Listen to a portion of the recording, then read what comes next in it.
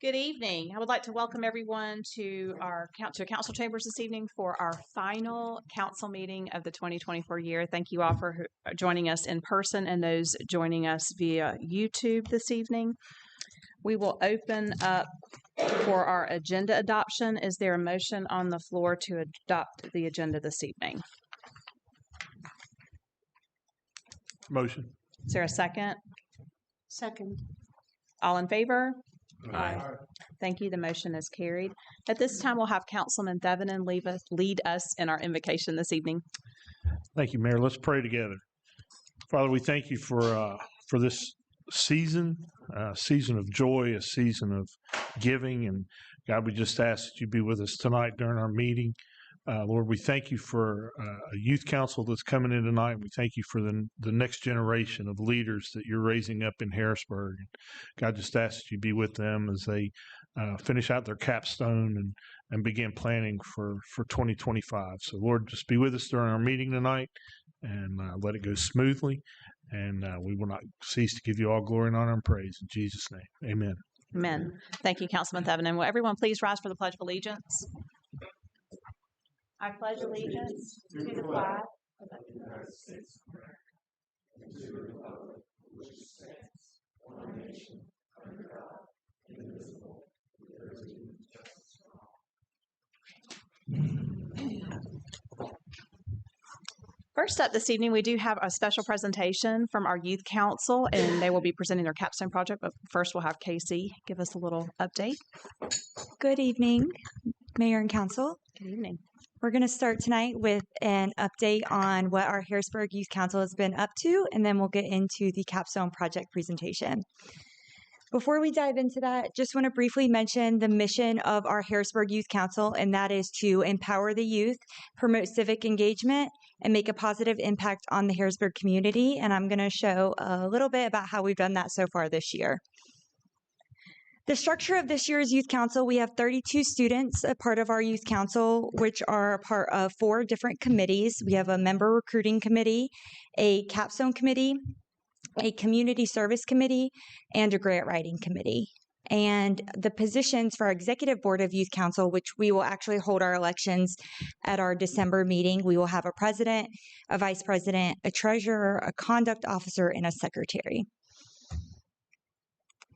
So far this year, we kicked off our Youth Council year with a retreat in August, and this was a full day retreat with lots of team building exercises, information on expectations for Youth Council for the year, going over the bylaws, and setting our capstone project theme, which was set in August, and we'll go over what that is here in a little bit. At each of our regularly scheduled meetings, we had informational sessions with guests come in. So we had the Cabarrus County Board of Elections Director, Carol Stoles, come in, talk about the importance of voting. We got a chance to visit our public works facility and take a tour of the operations in the facility there. Same with Harrisburg Fire Department and the Cabarrus County Sheriff's Office operations here in Harrisburg. And this month, we will actually have the Cabarrus County District Attorney, Ashley Shamley, come in. She's giving a presentation on human trafficking, and I would love for you all to come and sit and be a part of that presentation. It will be on December 18th, right here in Council Chambers at 6 o'clock. We actually moved our meeting a week up because of the holiday. So that will be on Wednesday, December 18th at 6 o'clock. I can send you a calendar invite following tonight's meeting. Thank you. Now I'll have a member of each of our committees come up and talk a little bit about what they've been doing so far this year.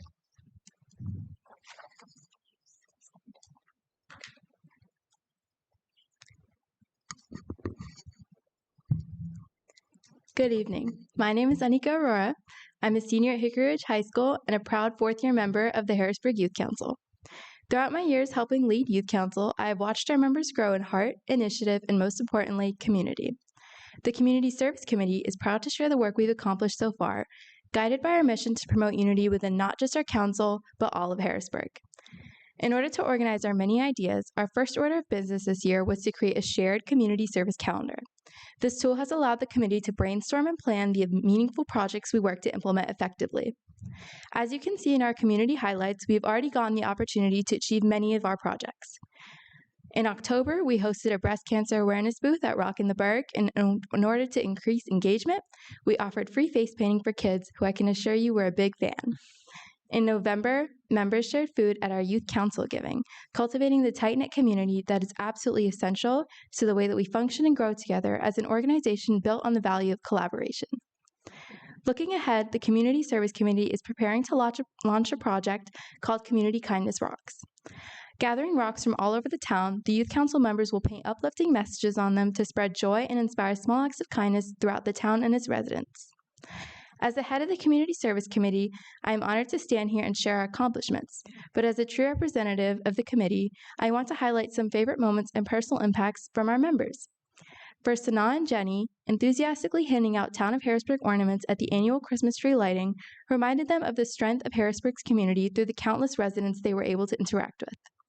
For Vishruth and Shashank, testing the crowd on Mythbusters while working the breast cancer awareness booth created a feeling of pride at having been able to spread awareness about such an important topic.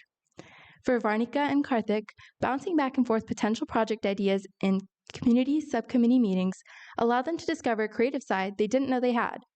For Sainisha and Abhi, learning the difference between how to perform CPR on a baby and CPR on an adult from paramedics at Cabarrus County EMS became an unforgettable hands-on experience that inspired them to become more involved with the profession of medicine. For me, what's been most impactful is connecting with the people who make Harrisburg the town it is. From our Public Works Department workers who taught the Youth Council all about where our water comes from, to firefighters who showed us what it's like to train and protect our town at any time of day. Thank you for allowing the Harrisburg Youth Council Community Service to share our work tonight. We look forward to continuing our mission of unity for many years ahead.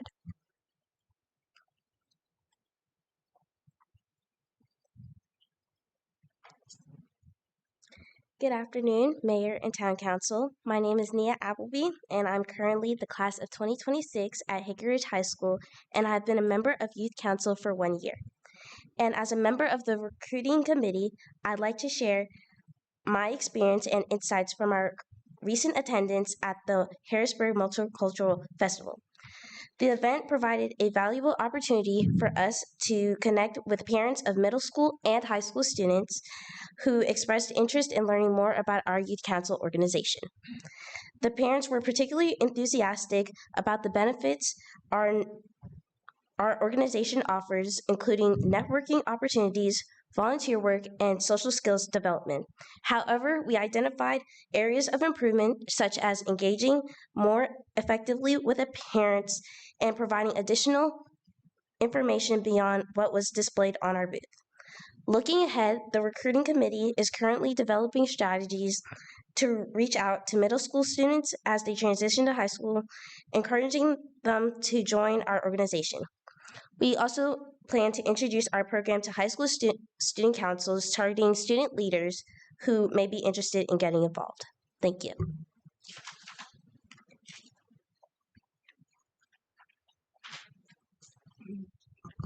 Hi, I'm Mrs. Nicole Eskew, volunteer advisor to Youth Council. Our student fell ill who was going to present, so I'm just going to share briefly what grant writing has been up to. In October, the Grant Writing Committee submitted a grant to the North Carolina State Youth Council. Those funds, if awarded in February, will be used for our capstone project, and they're going to speak more on that. Also, we had Mrs. Amy Go come and visit with us for the grant writing and capstone. She's the director of the Cabarrus Education Foundation and forming partnerships, especially with our capstone project. Thank you.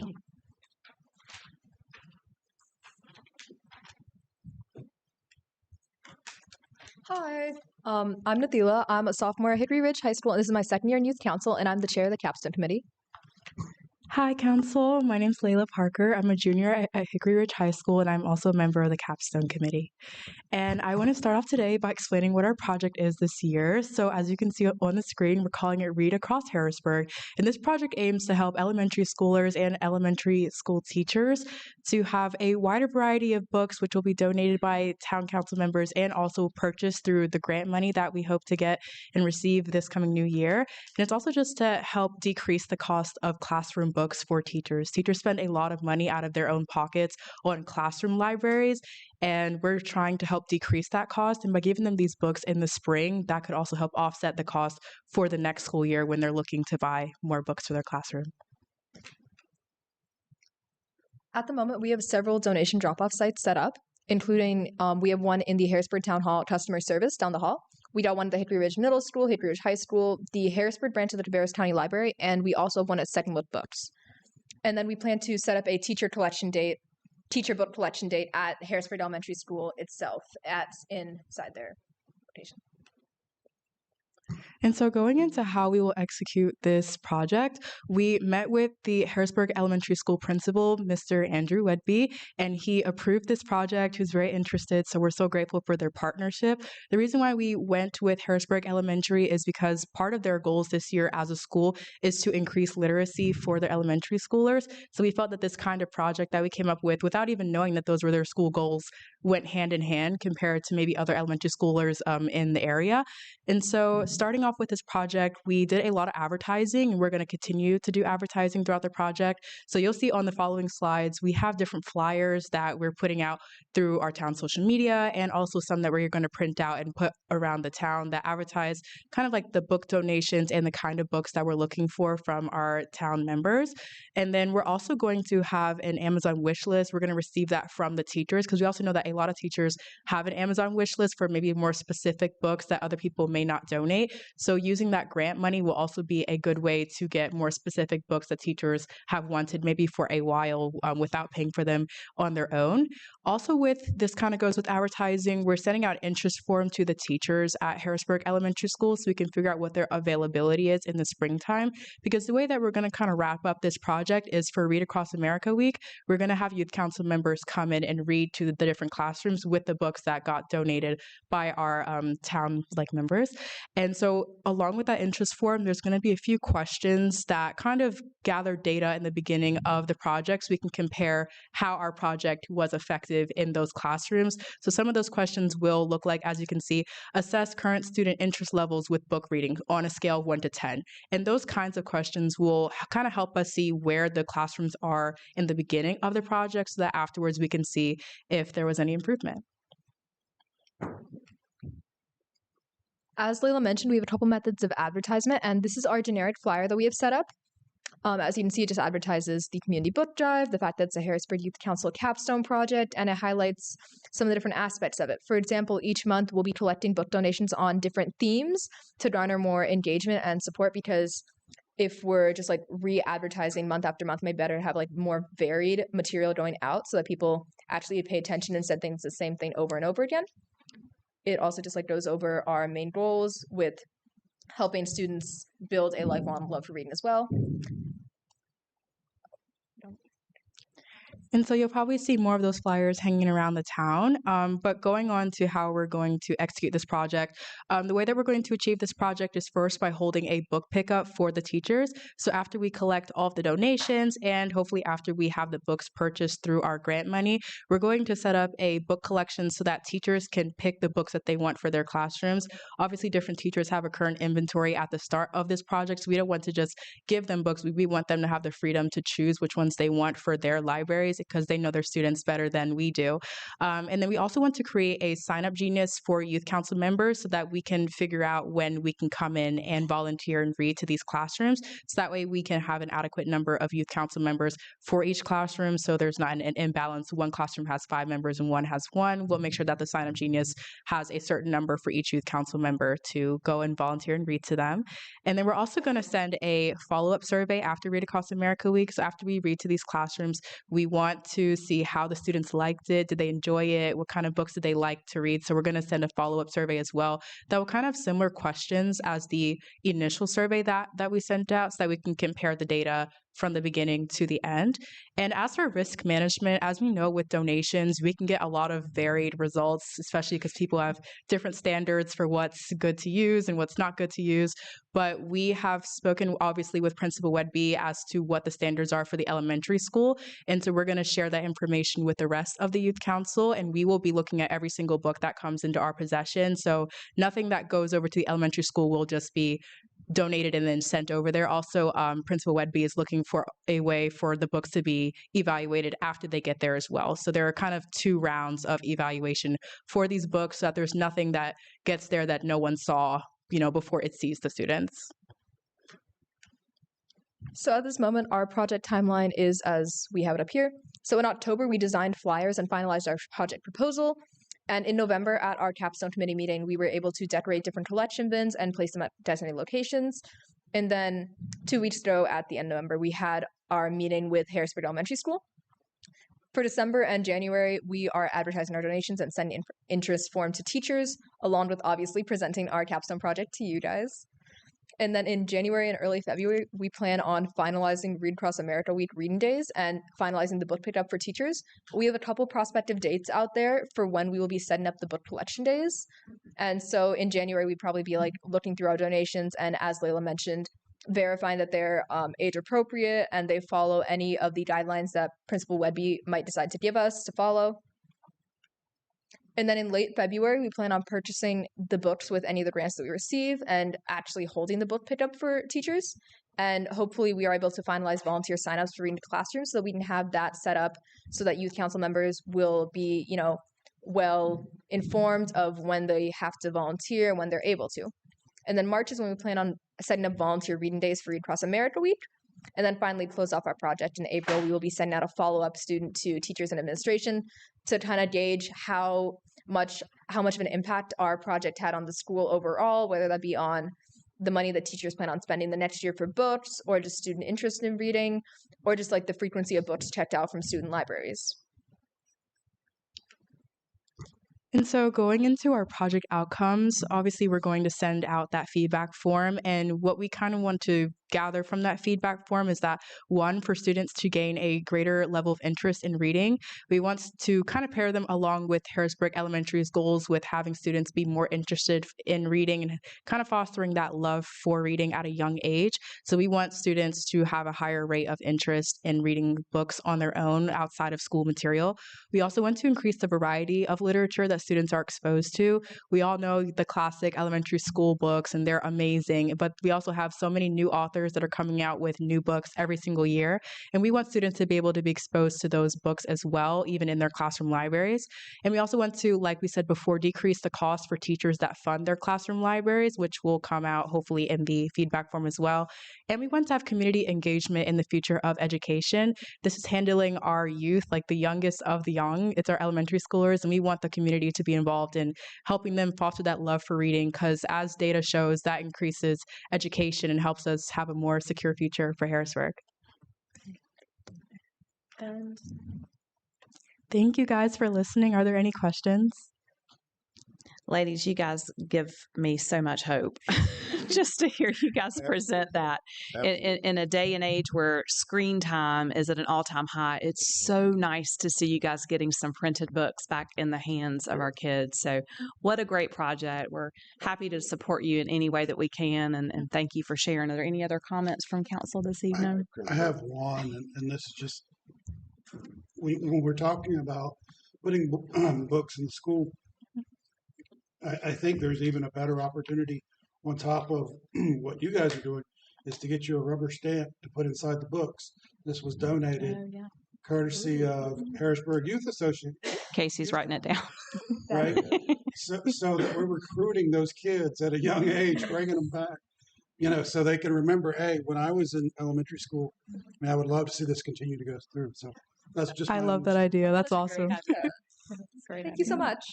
Casey said I would be impressed. I was not expecting to be as impressed as I am right now, because you really thought this through. You're not just throwing things at a problem. You thought it through. You came up with a strategy. Your attack plan is magnificent. I am truly impressed. You were right. Yeah, you guys are.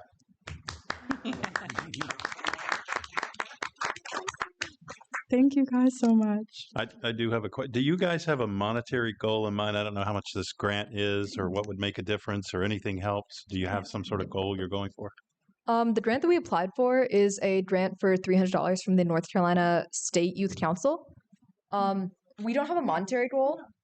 Our goal is mainly just like a large quantity of books in general, and having like the grant money will obviously help us like purchase different books. But we don't really have like a goal in mind other than the money that we applied for with the grant itself, which would be any idea what that grant money could be? I'm just trying to get it. Ms. Casey has more information on that. So when we met with Mr. Wedby of Harrisburg Elementary, he mentioned purchasing book kits, which were a little bit more expensive to purchase for the elementary school. So we would use that money, that grant money, to purchase as many book kits as possible for the elementary school.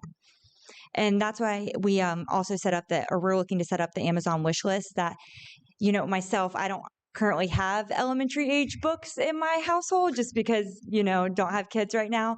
But anyone that's looking to take part in the project can just purchase a book on the Amazon wish list that gets sent directly to Town Hall. We'll collect all the books and then take them over to Harrisburg Elementary. How much was the grant? We applied for $300. And the money is separate. It was really getting the experience of going through the grant writing process, working as a team, working with Ms. Go. They came up with several different drafts. I think the first draft was like 5 pages, and I was like, we got to cut this down a little bit. So getting that experience of the grant writing process is really the goal of the grant writing team. And we know that took up several weeks. So right now they're currently in the process of looking for another grant or just learning more about what grants are available, how to find them, and who to connect to.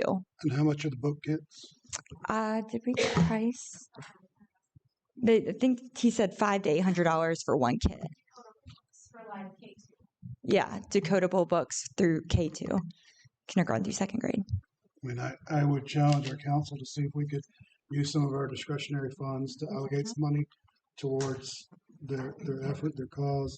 I don't know what that number looks like, but we can discuss it and come back to it.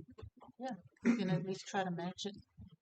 And I know that Amazon list asks above and beyond because this is a very giving community. And if we don't ask for it, it doesn't come. So I think as much as we can have on that list would be great.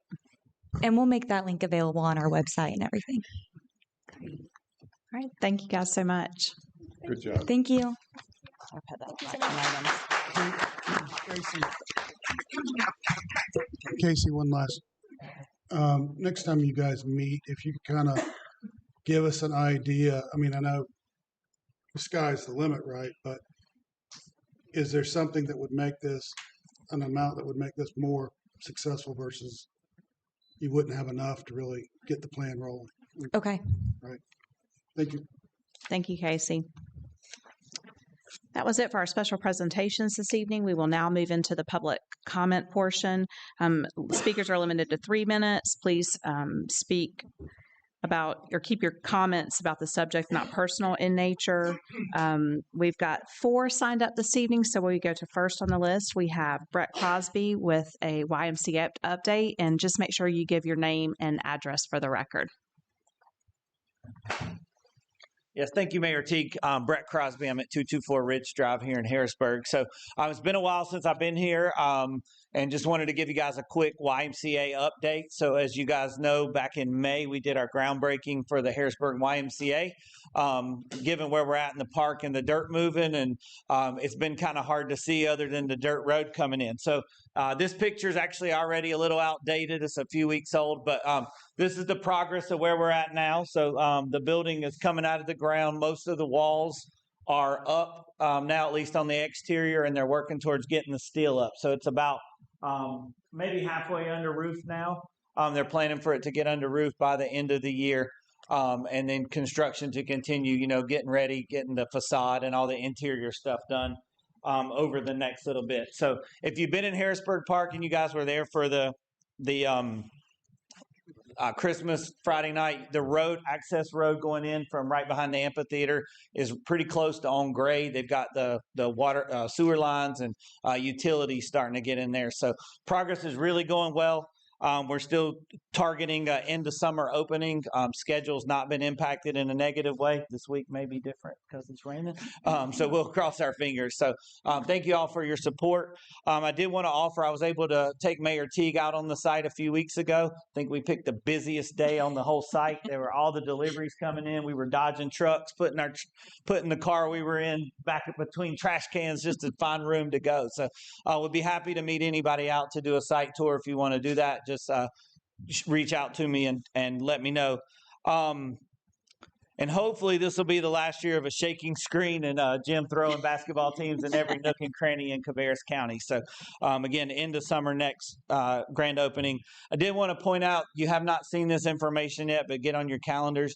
January 15th around lunchtime, we're going to do a topping out ceremony celebrating the last piece of steel going up. You'll be able to sign that. We'll be able to do tours on the site. So we'd love to have all of your support on that day and, really be able to see the building now that it's coming out of the ground. And last thing I'll share, we're continuing to raise funds. We are this close to being over $21 million for a $24 million project, which we're so proud of. But we're really going to try to work from now till grand opening to continue to raise those funds. So we've got naming opportunities, founding membership opportunities, and ways to buy bricks to celebrate you, your family, or your business. So if you know anyone that's interested, please reach out. Again, we'll be happy to take them on the site as well. And thank you all for your support. Thank you, Brett. Next up, we have Jessica Fava.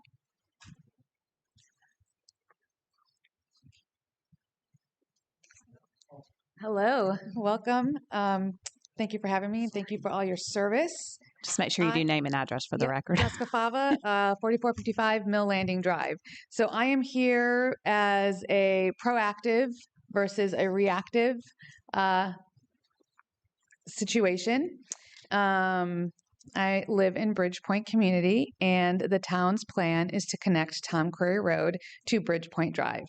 I am highly against this plan the town has, and I'm here to voice my concerns about that road connection. Public safety is the number one issue, and public safety as town council and as the mayor should be the first determination in making decisions for our community. There are 200 homes in Bridgepoint, which is 400 plus people living in that community. There are 28 driveways on Bridgepoint Drive alone. So to connect a state road that is 45 miles per hour to a town road that is 25 miles per hour is absolutely absurd to me. I don't know how this was ever in the plans or how it ever became a plan. I'm assuming NCDOT was a big part of that because they don't live here and they do not care what happens to our community as long as it looks good on paper, right? We also have our clubhouse and our amenities on Bridgepoint Drive. There are already people who use our neighborhood as a cut through, and we have people who are constantly walking, kids, adults, pets, walking, bike riding, going to the clubhouse in the summertime. Our sports courts were just redone and will be opening or have already opened. So again, that's just more people going to the clubhouse and amenity center by pedestrian, if not vehicular. So again, it goes down to public safety. I can understand like the Eiley Meadows neighborhood is planned to have that cut through, but there's no driveways on that main artery road to help alleviate traffic from Rocky River Road. This isn't really going to be alleviating traffic from anywhere, as the only end is Hickory Ridge Road. So we have to turn left or right, and the only thing over there is the middle or the high school. It's not that big of a deal for people to have to go around Robinson Church to Hickory Ridge to help and increase and keep the people of Bridgepoint safe. Also, if this road does get connected, those 200 homes, the value of those homes will decrease significantly. And as our vision, the Harrisburg vision is family-focused community where memories are made. Again, that seems to go, that decision, that plan of that road connection seems to be an exact opposite of that vision. And the mission to enhance our quality of life by collaborating, planning, and investing to create our community of choice. Again, that road connection seems to go against that part of our mission. So again, I'm here to be proactive. There is a potential buyer for that property. And the road connection is also not conducive to a buyer of that property because there's a gas easement on that property as well. So a road is taking up really the only part of that parcel that can be built on. So again, we're here to be proactive, not reactive. I know how things work, and it is better. I want to be in your ear now and let you know that Bridgepoint community will fight any kind of road connection from Tom Query to Bridgepoint Drive. And I think that's all I have to say. Thank you, Ms. Thank Fava. you. Next up, we have Katrina Raquel.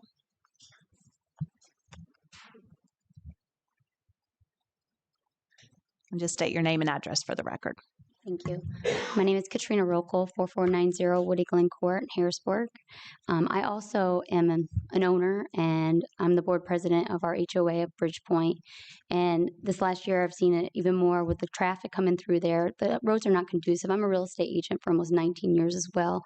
So seeing the traffic come through there, we have families that park on the side. There's no way that a 2-lane highway can come through there. The worry and concern about seeing how many cars are actually moving across Tom Quarry at any given time of day coming through an actual home that was already mentioned or a subdivision that's going to bottleneck into Harrisburg or Hickory Ridge Road, which then at the end of school, that's already a traffic jam anyway, trying to get out of our subdivision with the kids coming in and out of school, which is only more of a safety. We have kids that walk across to the middle school every day, which we already have issues with that. And I know it's not a walkable school technically, but our kids walk across from it. My son was almost hit already with the traffic coming through our neighborhood multiple times. We have other kids that have almost been hit. People are already running traffic, and we're a small community. So for the town of Harrisburg, I know I personally tried buying that property for the safety of not allowing any homes to ever be affected or families to be affected by having a road go through there. I understand it has to be teed out and everything like that, talking to the planning and zoning. But when we look at it, the speeding and the property going through there, there's no way really to control the traffic going through or the speed limits when we can't even control it in our own community with the cars passing through. We can't put speed bumps in. We've already attempted that.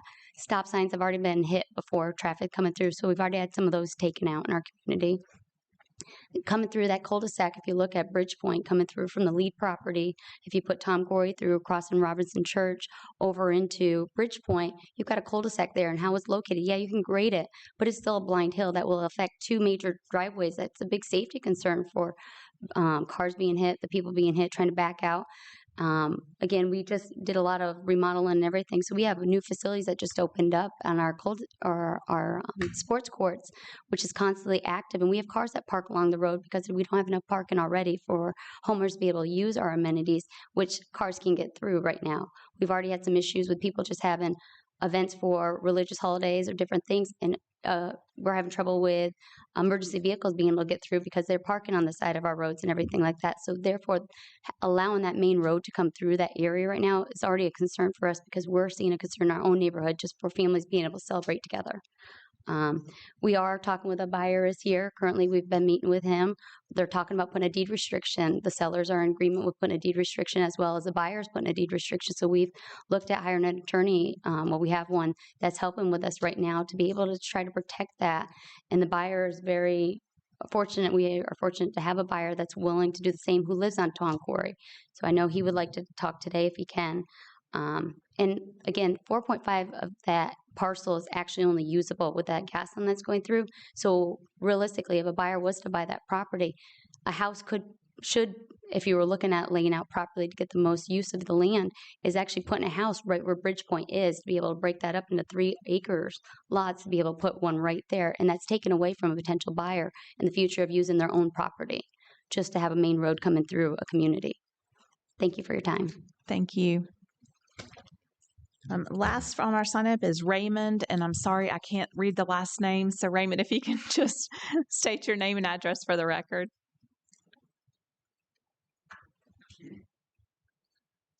It's T-A-H. Good evening, everybody. I live in Harrisburg, and I'm here with my brother-in-law. So we're going to talk in reference to what the 2 ladies have just spoken about, and I'll let him make the comments. And if you could just state your name and address for the record as well. All right. Isidore Verler, 5687 Tom Quarry Road. Here to address the council to support Jessica and Katrina from 2 different perspectives. Number one, they've already said that we are, as a family, we are prospective buyers of the property. And the traffic concerns that they've mentioned, I live on Tom Quarry. I experience the traffic that they are trying to avoid going down Bridgepoint. I have changed my mailbox at least 4 times in the past 5 years because of people driving down the road. Again, the speed limit is 45. At night, people don't respect 45. People are speeding down the road sometimes at 60, 70 miles per hour. And my mailbox is usually the best casualty to tell us about the traffic on that road. I put a fence in front of my house because, again, my brother-in-law, again, they have 3 beautiful kids. I have 2 of mine. The kids are playing around in front of the house, and having, again, a road where these kids are playing is a safety concern. My kids have run to the road multiple times. The cars are piled up there because, again, the kid runs up to the road, they are standing there. And again, if you don't have a fortunate or slow driver that is coming down that road, again, we would be talking about fatalities as opposed to, traffic blockage. So we are here, again, as a prospective buyers of the property to say that we align with Bridgepoint community. We want to develop the land. We don't have any interest in taking the challenges that I have, sleeping at night, listening to cars running down the road on Tom Curry, to go buy another piece of land, build a house on it, to find some quiet just for the same road that I am avoiding, the same headaches that we are trying to avoid on Tom Curry, to be brought to the new place and for the entire community of Bridgepoint to suffer what it is that we are running away from. So again, in the spirit of family focused, the quality of life, the collaboration between neighbors, the qualities that Jessica said, highlight what Harrisburg represents. We came here to support their plea to the council that, again, we should reconsider the road connection between Tom Curry to Bridgepoint. If I may ask, how many homes are you wanting to put there? Well, I mean, we are looking at, we are not realtors by any means. So we are looking at how we can best maximize the value of the place. We are not developers, so we are not going to try to put 100 homes there. So again, we don't know exactly how many. We have drawn up some plans with the ladies yesterday, but whatever it is that we put forth, we want it to be acceptable to the council. We want it to be acceptable to Bridgepoint. So it's not for personal, it would be for investment. Well, it would be for both, right? I mean, the total land size is about 12 acres. Right. So we are going to build our personal homes there. So we will be living there as well. And then we are going to figure out what best to do with the remaining land that we would have. Thank you. Thank you very much. Anything you would like to add? Yeah, everybody's peeking over at me, so The side eye. there's plenty. And thank you all for coming to speak. That's a very unique situation when you see a buyer in a neighborhood working ahead of time. That's actually kind of refreshing. So thank you all for coming to speak. Yeah, no, exactly. All good points. I took lots of good notes here. The biggest thing I would say is that we kind of have a process for it. And, Ms. Favre mentioned it ahead of time. She's being proactive. Been around here a little bit, have seen these annexations and rezonings and understand how they go. And there's nothing really for the council to say yes or no to until you get way down that road. Now, I did want to clarify because I don't want anybody listening at home to misunderstand. I think everybody that spoke understood. When we say the town has plans to build a road, the town has no plans to build a physical road. The town has endorsed plans, regional plans on paper that say, here's an east-west connector from here to here, and it goes through there. But the town doesn't have like a capital improvement project. The town will never build a road that connects there.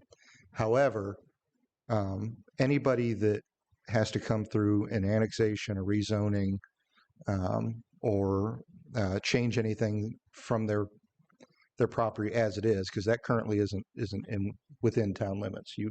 That has by right zoning right now. There are plenty of options to build residential homes out there now without building a connection. You don't have to come to the town. You don't have to do any of that. But if you're going to subdivide it into smaller homes, then you have to meet what is kind of you hear us say it here a lot. This is consistent with the Harrisburg area land use plan and blah, blah, blah. And we go through kind of these consistency statements. Those plans go through a really robust process of public involvement, public outreach. It wouldn't just be a Bridgepoint specific thing. A Bridgepoint would certainly be heavily involved in something like that because it would affect you the most. But those plans affect the entire town. So those are kind of usually at least a 6 to 12 month planning process. Everybody comes in, you get feedback, you mark things up and change them. So that point being said, you know, I know everybody's being proactive here, but there's a process by which, you know, you kind of go through the planning department and go through these suggestions, look at different options. And then if there is a plan that is, let's say, being proposed that doesn't meet the Harrisburg area land use plan, that's okay. It can still come through the process, but it has to go through a pre-submittal, get through our planning folks, get through our planning and zoning board. And once it's there, then the people up here can, and myself can look at it. So, you know, I think all of those folks need to be involved in that discussion as well on, you know, what does the planning board think about a connection versus not having a connection. I do know, because I was the town engineer here and public works director and have been here 8 years, that it's just come up time and time again and then kind of slinks off. But you know, what was the thought process when that original plan was done, right?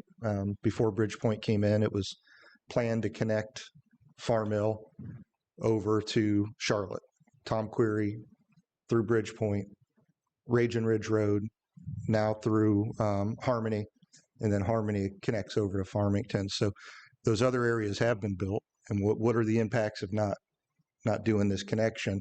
I think those are all good points.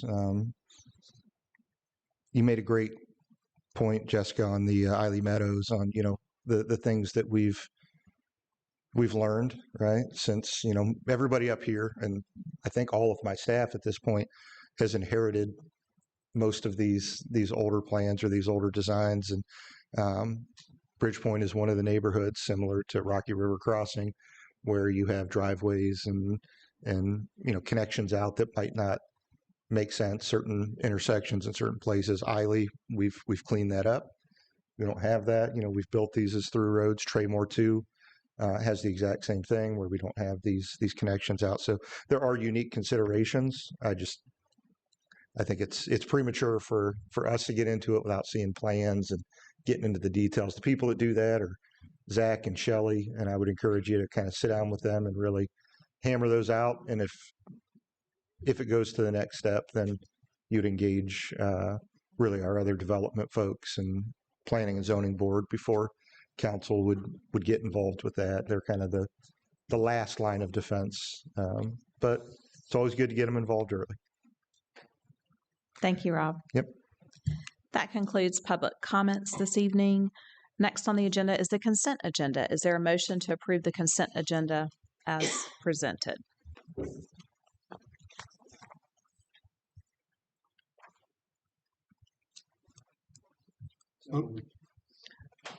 Second. All in favor? Thank you. The motion is carried. Move into our communications portion, and right up is Rob again. Thank you, Mayor and Council. Couple of quick updates for this evening.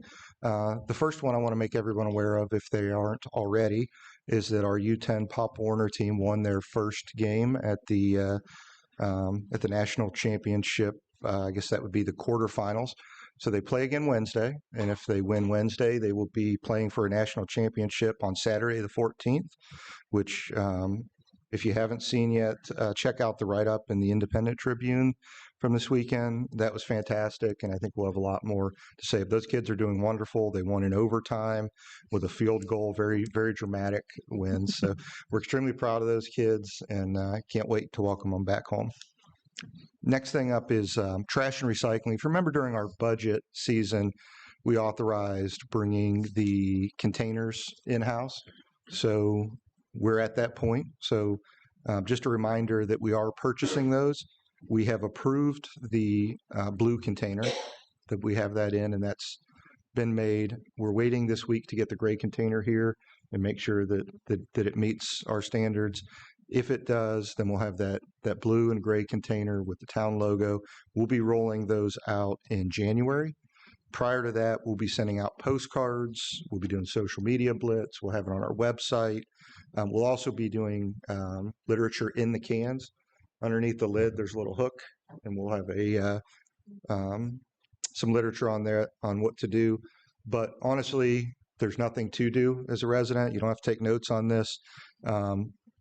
When we roll this out, you'll take out the Waste Pro carts, put them at the curb. The company will pick up the garbage and the carts and leave the new ones there. And you just take them up to the house. But in case anybody's surprised, there'll be a little postcard in there and some literature.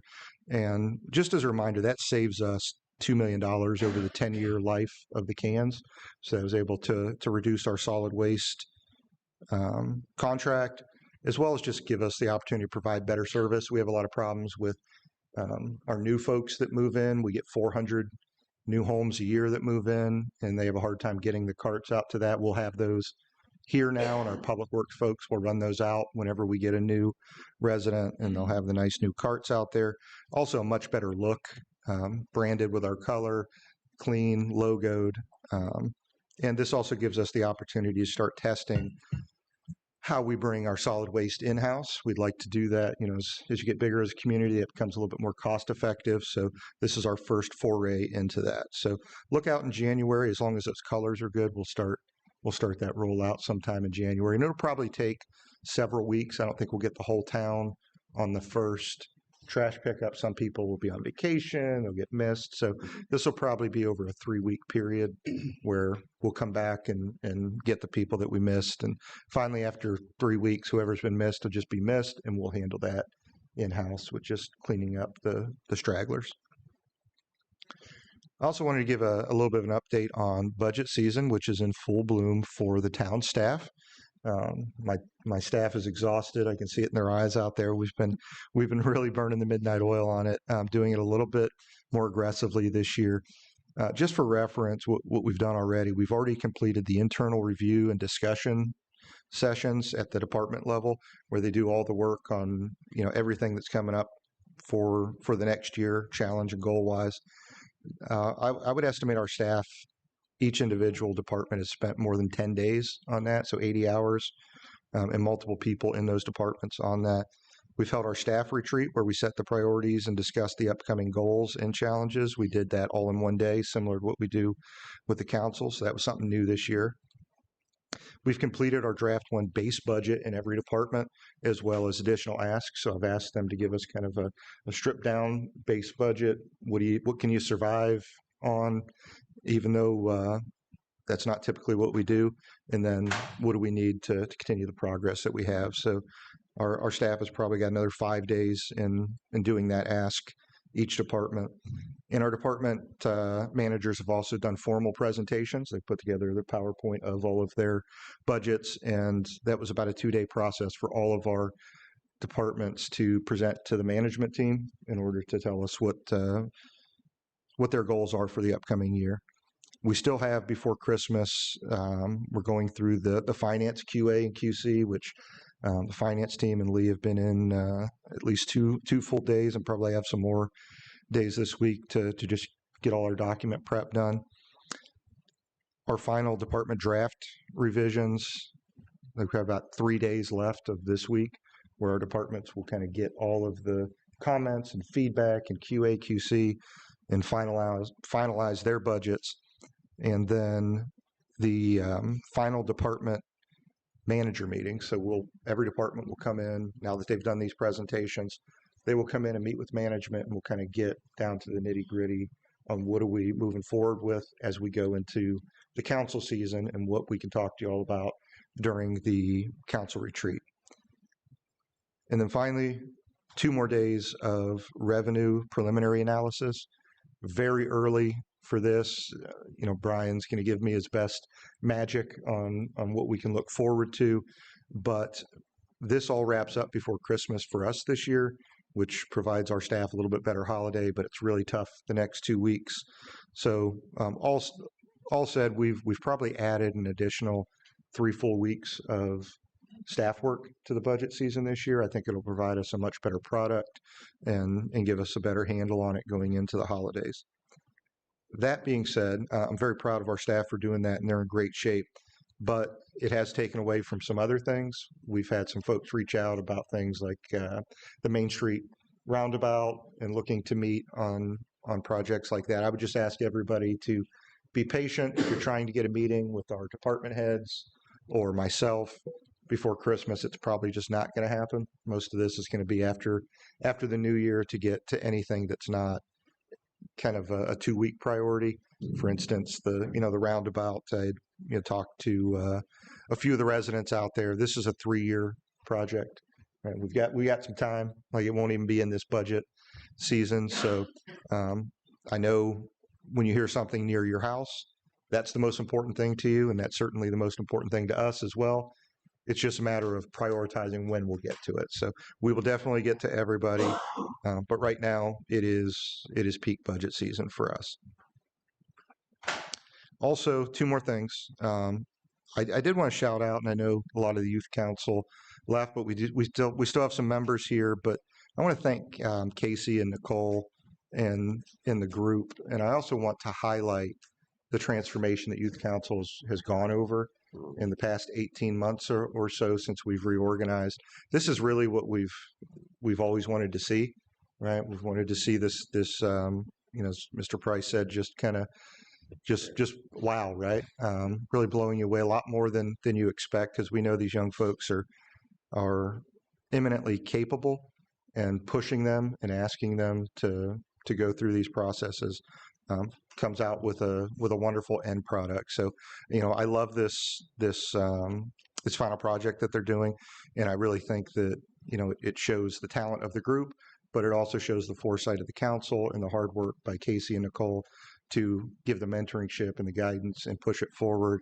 And I do also want to point out to both the town council and the youth council, we've also warned Casey about how popular we think this will be from a staff level. And I think you heard some of this at the town council here. I think you guys have very good goals, but I think this community is very passionate and very generous, and you guys will find a lot of support that you're not expecting. So be prepared to have what I think would be a real outpouring of financial support to make this work. And I think people up here all will certainly participate in that. And then as it gets out into the community, you'll have that as well. So great job, and really proud of each and every one of you. Also proud of Brett, if he's still here. Brett, Jamie, and the YMCA. We keep coming in here and doing these updates and everything, but this has been a long time coming. We've been trying to build a Y in this community for longer than I've been here. So more than a decade. And I think things don't happen on accident, right? This takes a lot of hard work, a lot of people compromising, a lot of people lobbying, a lot of fundraising. I know the mayor going to Raleigh with the Y folks and getting the money, and the folks, our local delegation, helping us get funding there, the town coming up with funding, us figuring out a way to partner with the gymnasium space. So I'm really excited about the YMCA going in, not just because of the weightlifting that's directly above my office that they get to hear from me about, but it's a big project. This is a $25 million project, and it's a big deal for Harrisburg, and we don't do these all the time. So I think we're doing so many great things here that sometimes you got to step back and really look at what you're doing. The Youth Council is doing an amazing job. The YMCA is doing an amazing job. All of our departments have wonderful projects that they are working on already, that they're bringing to fruition, and they're coming up with more and more ways to make the town amazing. So I'm proud of everybody, and I just wanted to make sure that those two got a special shout out from me this evening. That's it, Mayor. Thank you, Rob. Are there any questions for Rob? All right. Next up, we have our finance report with Brian Lee. Good evening, Mayor and Council. Good evening. This is our finance report as of the end of November. So our revenue and expense dashboard over operations, you can see tax collections at 18%, 5 months into the fiscal year, and the general fund at 26%.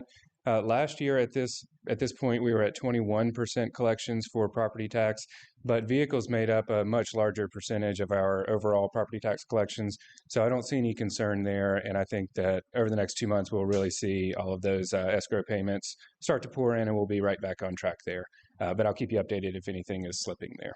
The water and sewer fund is at 46%, and the stormwater fund at 42%. So both looking good there on the revenue side. Departmental expenditures over operations. All the departments are in the lower 30% range as we sit 42% through the fiscal year. So certainly no concerns on their performances there.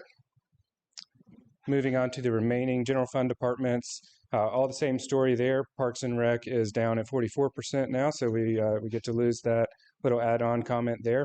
And the water and sewer department and stormwater department are both in great shape as well at 38 and 23%. Salaries across the town at 35%. So no budgetary concerns over operations through any of our departments here. Moving on into our project dashboard. This is the first half of the town's single year projects. And we've had this one for the past couple months, but this should be one of the final months to comment on our Powellville street resurfacing. We show it at 90% complete now. The only thing left on this project is some striping that was actually done the last week of November, maybe into the first week of December. So that should be really wrapped up right now. Excellent. Moving on to some additional projects here. The restroom flooring replacements at Stallings Park are scheduled for the first week of January, so those have gotten off the ground now. This is a look at our multi-year projects in design. The Highway 49 improvements phase 2 is at 11%, but that design contract, which has been with NCDOT for a while now, has been approved, and so that design contract will be presented to council for consideration in January. Now moving on over to our multi-year projects in construction. We have the Highway 49 corridor plan implementation phase, as well as the traffic mitigation on Roberta Road. Those are going hand in hand. This is a view right here of some of the work on parallel onto Roberta. So you can see that they've gotten started there with some of the storm drain work and the utility work. This is a look at our equipment projects for the year. We did not have any movement on equipment this month. We have those 3 items that are marked 50% that have been ordered, and the one that's marked 25% has a quote and is ready to go through that process, and then no movement on the other 3 there. Here are our vehicle projects for the year. We had 3 that were moved to complete status. And we've seen the pictures of the engineering inspector truck a couple times. But we also got the dump truck in service, and then pictured here is our brand new leaf truck, the vacuum truck, that has also been placed into service this month. And lastly, our professional services projects. There's a look at those. And the comprehensive strategic plan shows 2% progress, and that represents the RFQs being returned to staff from that advertisement, and interviews and selection of that firm will take place in December with a contract recommended in January. So the last update that I have is just a refresh on the budget calendar, once again, just to make sure everyone has these dates. The council retreat is a Saturday, 8-hour session on January 11th. The Draft 1 budget is, again, another Saturday event on February 1st. The Draft 2 budget meeting is a Wednesday night from 6 to 9 on February 26th. And our placeholder budget workshop is Thursday, March 6th from 6 to 9. And, of course, the public hearings and adoption will take place at the council meetings in April and May. And everybody should have calendar invites to represent all those meetings, but just want to make sure everyone's aware. All right, with that, I welcome any questions. Thank you, Brian. Thank you very much. Next up, we have Captain Meismer with our law enforcement update for the month. Mayor, council, good evening. Forgive the cough drop in my mouth. I'm going to try to make it through this without hacking too much. Our November 2024 numbers, We had 3,251 law enforcement related activities, 1,663 security checks where we're checking your homes and businesses, 676 traffic stops with a non-emergency time, meaning no blue light and siren, of 6 minutes and 39 seconds. We did a saturation patrol on November the 15th, where we brought in all the traffic units. We hit Highway 49 pretty heavy for about 2 hours, wrote 106 charges. And to be honest with you, that is a drop in the bucket of what can be done on Highway 49 at any given time. We've noticed an uptick on the Harrisburg Forum, which we try not to monitor. I'm going to be honest, the only time we monitor is when someone sends us a message and says, hey, look at this. I'm not a big fan of Facebook. Nash, of all people, was actually kicked off the Harrisburg Forum for being too snarky, of all people. But we saw this complaint on Patricia Avenue. And if you guys were told the last meeting, we decided to purchase with the town sheriff's office collaboration to buy the software for traffic. So we wanted to see, we've done multiple traffic studies out on Patricia to see what the speed limit's like. So we just wanted to compare notes to make sure we're getting the most bang for our buck. And it was exactly what our data had showed. We're showing it, they're a 25 mile an hour zone, their 85 percentile is 35 miles an hour. That's at their fastest section. What I love about the software, I can highlight smaller areas and see that this section's usually 32 is their 85 percentile. But when we come through the curve and we get in a straightaway, people tend to add about 3 more miles per hour. So I just wanted to kind of bring that up. We have that software up and running. It's working. I can't pull it up on my phone, so if you guys hit me at the podium with what's the speed limit looking like on this road, I can't do it. I have to have a laptop to do that. But we can do those now a lot faster than putting the speed limit signs out there for 2 weeks. We'll still use the signs heavily because it reminds folks, and we'll put them out on Patricia. We went out there and wrote some tickets the other day because 10 miles an hour over, they're starting to push their luck with us. 7 miles an hour, I'm not going to lie, cover years. We'll let a lot of people go with 7. 10, you're pushing your luck. But we also brought this up to remind people, our number is 704-920-3000, option 1. 24 hours a day, you can make contact with us. If you have a complaint, Facebook is not the place to put it and expect us to be able to fix it. I would rather you, if you want to put it on Facebook, fine, but at least call us so we know about it and we can fix the problem and help you out. We were also asked to talk about the license plate readers a little bit more in depth. So, license plate readers in a nutshell have been a no-go in North Carolina. North Carolina has fought pretty hard over the last couple of years to not get license plate readers. That is changing. Now the state DOT is looking at allowing agencies to put it on right-of-ways. They're going to do a project coming up, and we have been selected to be part of that project. The sheriff's office does have a few license plate readers. We've attempted to buy more, but because the state and some of the issues we were having, it's just not materialized. So we will start to see more of those. A license plate reader is exactly what it says. It does not see the driver. It does not see the car. All it sees is the number on the tag. That's it. As the officer's driving, it will alert the officer on their laptop that we're seeing a possible hit of either a stolen vehicle, a vehicle that's been accused of being in a crime, a vehicle that the tag is stolen.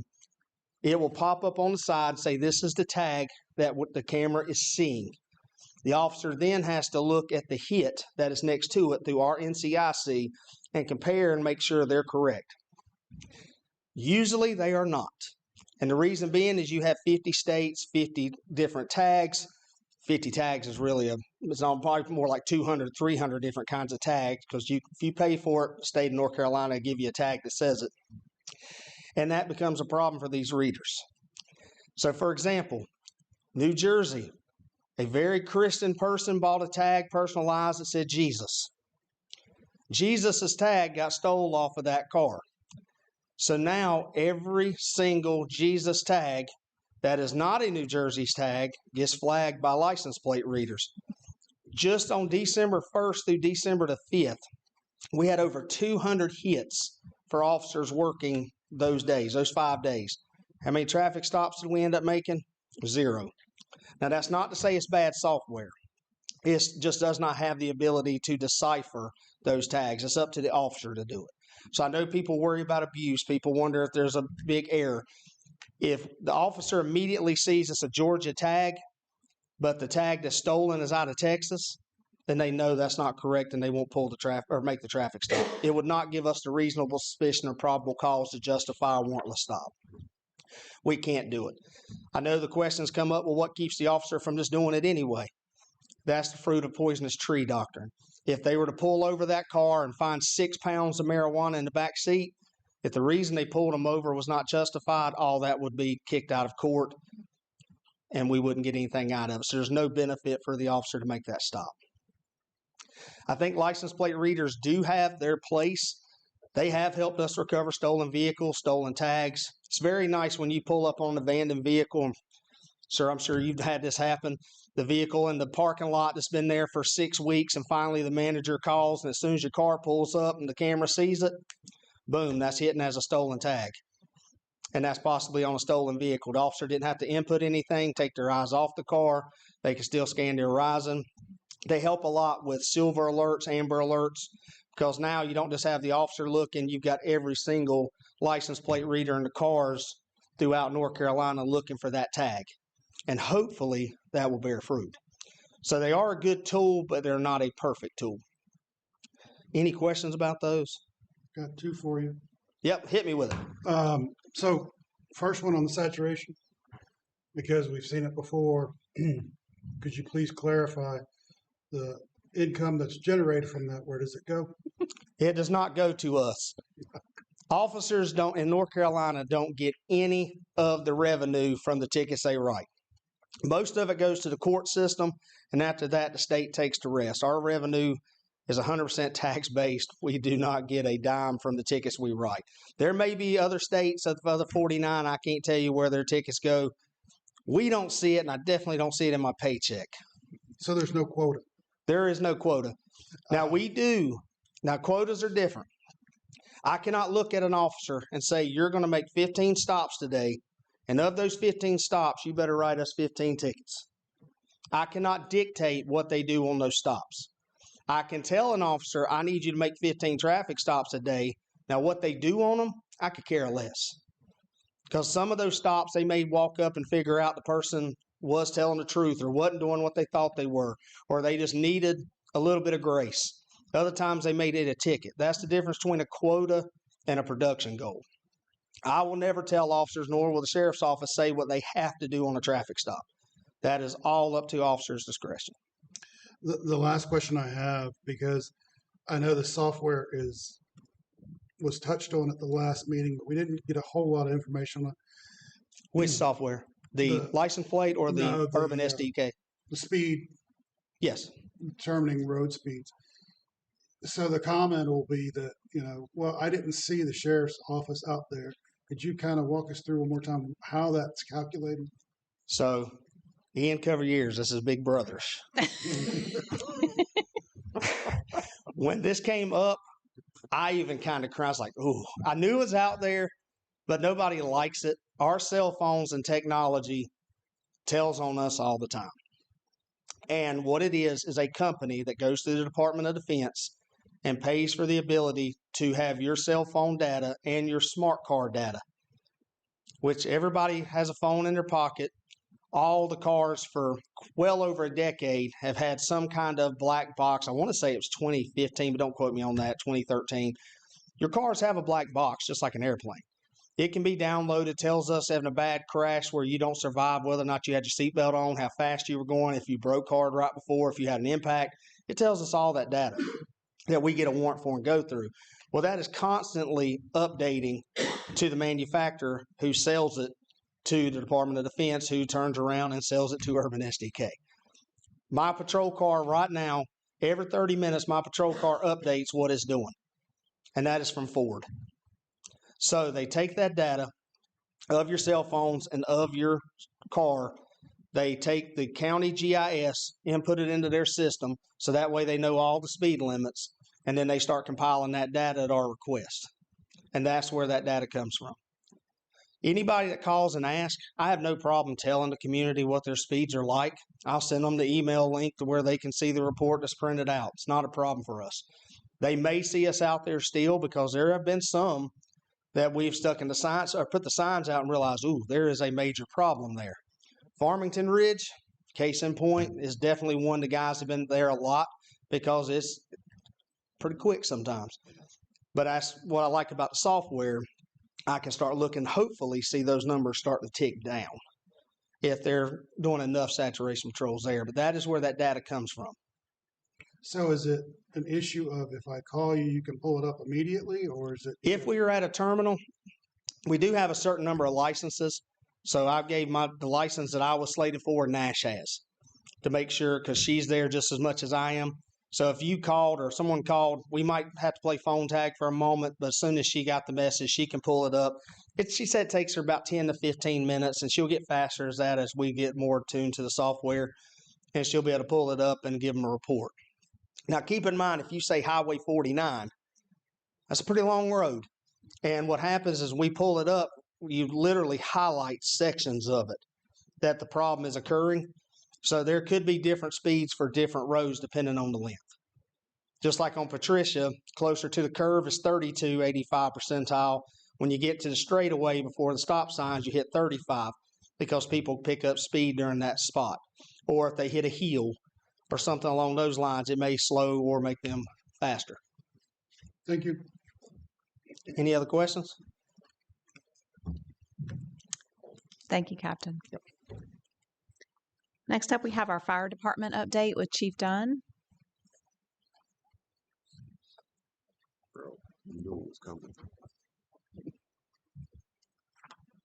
All right. Good evening, Mayor and Council. Good evening. So the fire department report for the month of November. We start off with our fire marshal activities. I'll go through. We had a busy month with fire prevention. As we know, October is our fire prevention month, but it continued into November. You can see we went to the Venture Church Daycare, about 100 kids there. The Bradford Park, neighborhood turkey trot that they do annually, about 100 kids there. We did do a Stop the Bleed program at Hickory Ridge High School. We did attend the Touch a Truck event at Cabarrus County Arena. And we were in the Bridgepoint neighborhood for a birthday party for about 25 kids. So a busy month for our fire marshal activities and our folks on the trucks. Again, mostly general inspections of our strip malls and things, individual businesses. And then again, you can see fire suppression plan reviews, inspection of sprinkler systems, and so on and so forth. They did complete 40 inspections in the month of November. 18 of those were re-inspections. And then again, one of your favorite photos on the right is a violation in an electrical room. You can see some storage there. There needs to be 3 feet of clearance anytime you have an electrical panel. And then an array of violations that they found in the month of November, with fire extinguishers taking the lead again in the month of November. As far as our operational responses, we responded to 244 incidents in the month of November. Our response time did tick up a little bit to 4 minutes and 28 seconds.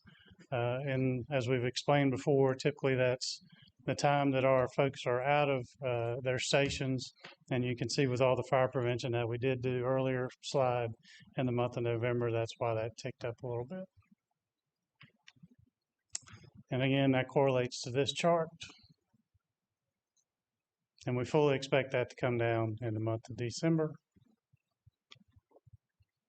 As far as fires in the month of November, we did have a kitchen fire on Moorhead Road, and that's the picture on the left. We did have a small fire at one of our facilities, one of our parks. That's the picture on the right. And then we did assist the city of Charlotte with a structure fire at the McDonald's up in the university area. Station 1 leads the pack, followed closely by Station 2 and Station 3. You can see, if you remember from previous months, Station 2 is usually around that 25, 26%. And you can see they actually ticked up a little bit as they become busier over in that residential area.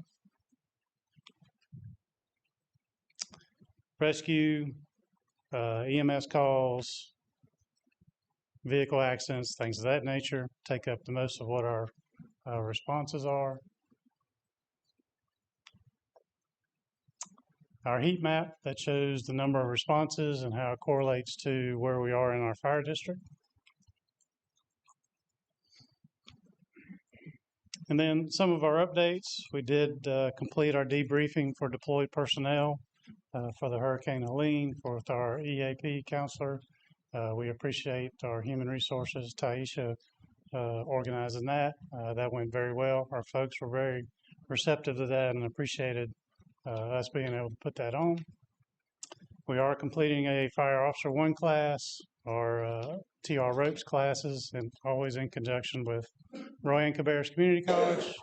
And then we completed our annual SCBA training. And that picture to the right is some of the activities that they do with rope trading. And that's it. Any questions for Chief Dunn? Just one question. A while back, we were having trouble with retention and hiring up. Are we fully staffed now, fully in gear, all seats filled? So we have 3 open spots. We have 3 that we're working through the system to get them hired, and they'll actually start recruit class in the middle of February. But thanks to the council management and our new pay scales, we're definitely seeing good interest in Harrisburg and the Harrisburg Fire Department. So good deal. We're in good shape. Thank you. Thank you, Chief Dunn. Just a couple mayor's comments this evening. Thanks to our fire department who safely delivered Santa to the Christmas tree lighting on Friday. Also brought the weather from the North Pole because it was quite chilly. So I appreciate everyone that was in attendance, all of our volunteers, our businesses. It was just a great ending to our 2024 season. Really want to give a shout out to our Parks and Rec department and all of the staff that supports them. It is no easy feat to put on any of these events, and we had some pretty spectacular events throughout the year, so we're very grateful for all of their service to do that. With that, we will move into council comments this evening.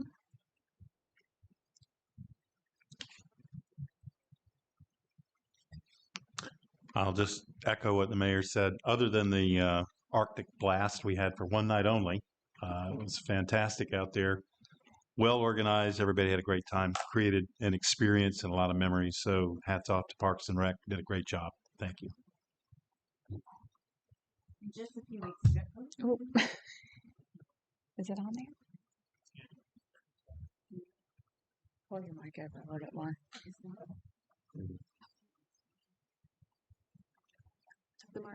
Thank you.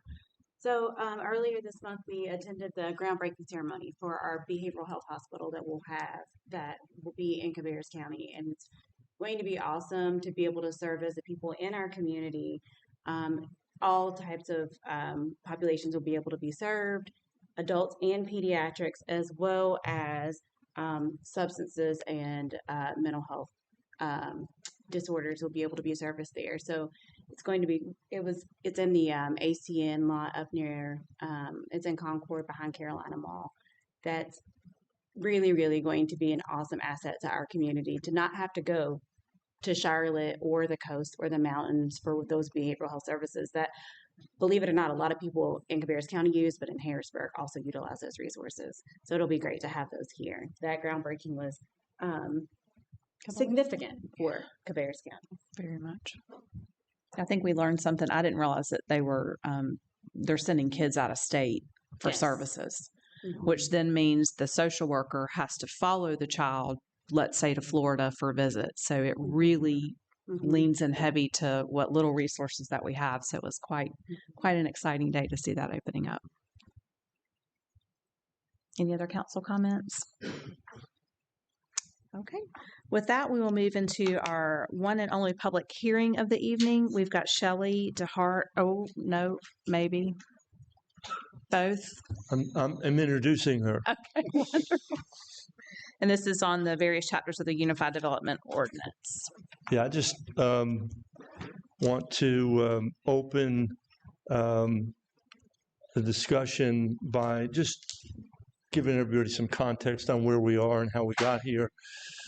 So for most of you, you're aware that we have a new UDO, relatively new, 2021 was adopted. And over the course of the last 3 years, we have run it through the paces, and we've identified areas that we feel need to be adjusted, where there's deficiencies.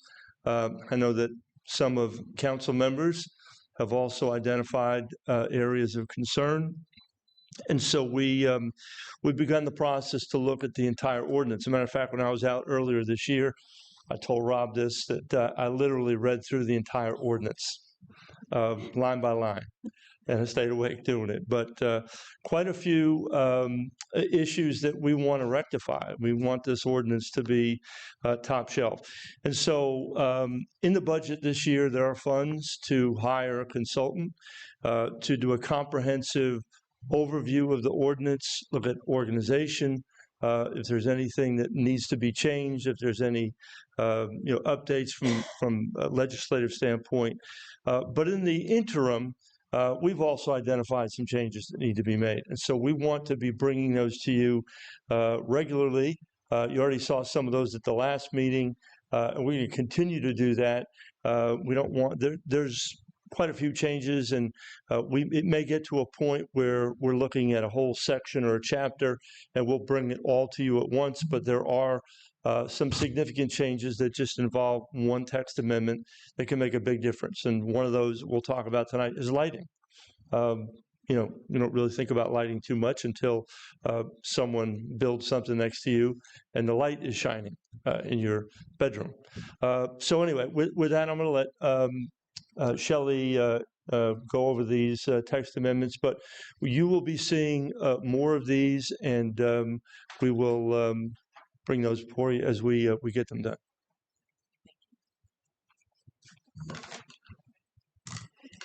Thank you. Good evening, Mayor and Council.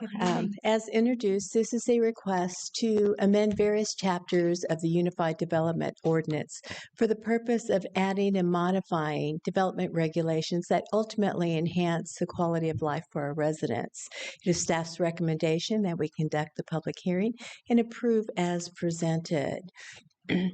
As Zach mentioned there, we have a large list of proposed text amendments, but we took a look at the ordinance and looked at the low-hanging fruit. And in this case, it was focused on sections of the ordinance that we find that we continually add as conditions to conditional approvals for a subdivision. So we thought, well, let's hit those sections first. So this amendment is focusing on establishing regulations for cluster mailbox units. They're referred to as CBUs.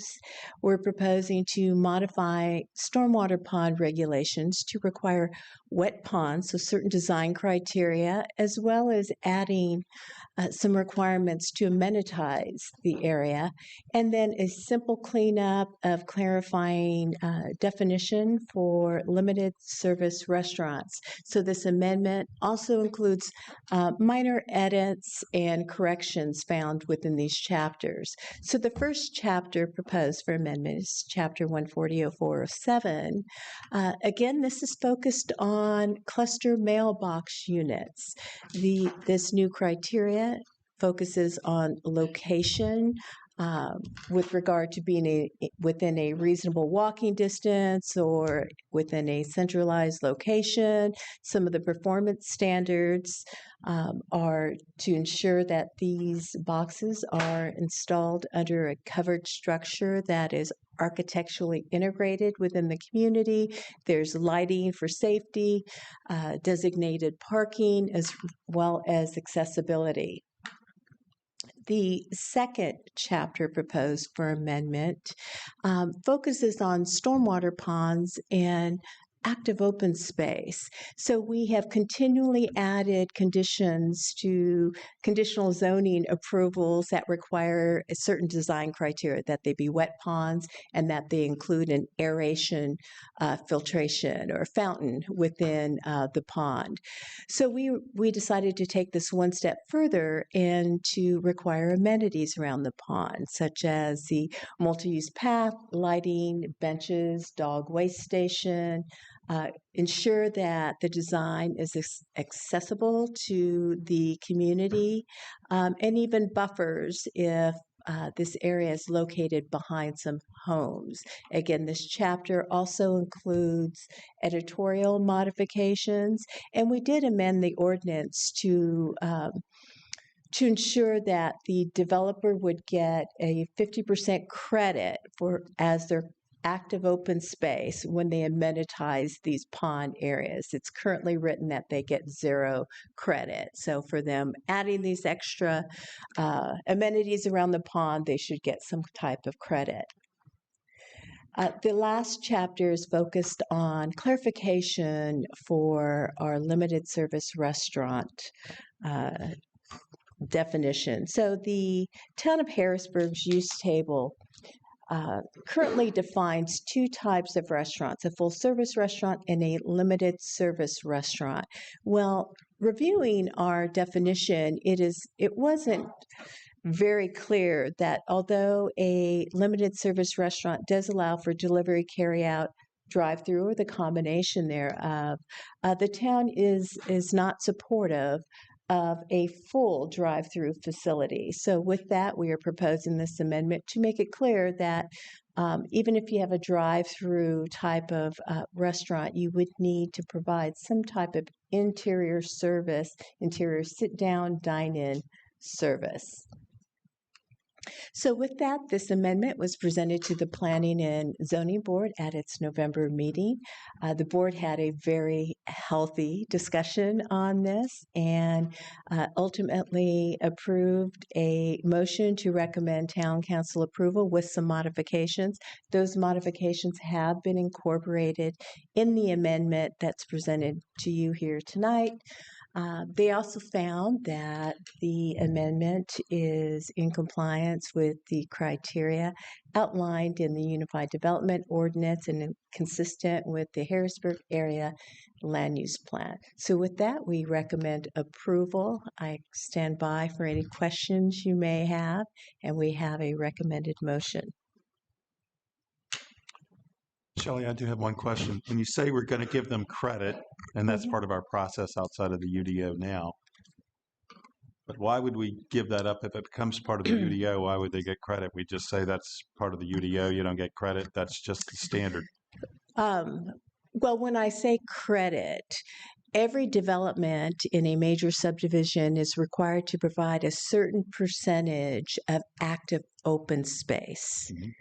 So when I say credit, what I'm saying is 50% of this amenitized area will apply to their overall requirement. So staff originally proposed that they would get 100% credit, and the planning board did a great job on vetting this case. They evaluated, and they were concerned that that would take away from a more centralized active open space area like an amenity center. So they said, well, we will give them credit, but they did not feel it should be 100%. So that was modified by the board. Okay, so you thought through that. Yes. I do have one more question because I'm not in tune with a clustered mailbox unit, whatever the acronym was. Is there anything that we need to think of to future-proof that with all these deliveries? If I have that in my neighborhood, can UPS drop a box there and run, or do they have to go to my house, or how does that work? And is there any accommodation for larger packages? Everything is delivered these days. So, yeah, that is really left to the U.S. Postal Service and the delivery services. These cluster boxes do have somewhat of a larger. Oh, I apologize. I'm going in the wrong direction here. I'll show you the photo. So the lower boxes in these cluster mailboxes are a little bit larger for some packages. So some do get delivered there, and they are locked. They take the key out, the Postal Service does, and they stick it in the mailbox for whoever's to receive that. But anything that won't fit in there actually is delivered to door fronts. Thank you. Mm-hmm. Are there any other questions for Shelley before we open it for public hearing? Okay. Thank you. At this time, we'll open the public hearing. We did not have anyone sign up to speak on the UDO text amendments that Shelley has presented. Is there anyone in the audience that we might have missed that wanted to speak on that? Okay. With that, the public hearing is closed. Are there any other discussion comments before we make the motion? And the motion would be to approve TA 2024-01-TA as presented, finding the amendment is consistent with the UDO and the HALA. Is there a motion on the floor to approve? Is there a second? Second. All in favor? Motion is carried. Thank you very much. We do have one item for old business this evening, and Brian is back up to talk about the purchase of the land for the Harrisburg Passenger Rail Station. Thank you, Mayor and Council. So I wanted to start off by showing you some of the graphics that we've gotten from NC Rail and their design firm of what we can expect for the Harrisburg train station. So here you can see the station in the bottom part of the screen and the open space, the community space, as well as some offices that the town will receive as part of this deal here. So I'll let you take that in for a second.